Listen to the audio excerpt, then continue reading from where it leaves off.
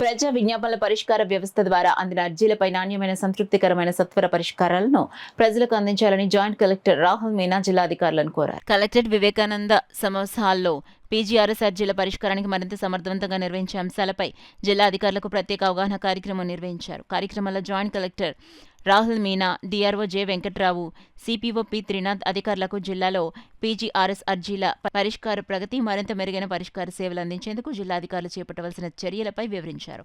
ఈ సందర్భంగా joint collector మాట్లాడుతూ పీజీఆర్ఎస్ ర్యాంకింగ్ ప్రధానంగా 5 పారామితుల మీద నిర్ణయిస్తారని, ప్రజల నుండి అందిన అర్జీల సంఖ్య, నిర్దిష్ట కాలపరిధిలో పరిష్కరించిన అర్జీల సంఖ్య, అర్జీదారులకు సంతృప్తితో అందించిన నాణ్యమైన పరిష్కార సంఖ్య, ప్రజాప్రతినిధులు సూచించిన అంశాలపై పరిష్కారాలు, వాటిలో సంతృప్తి అందించిన పరిష్కారాలు అనే అంశాల ఆధారంగా జిల్లాలకు ర్యాంకింగ్ ఇస్తారన్నారు.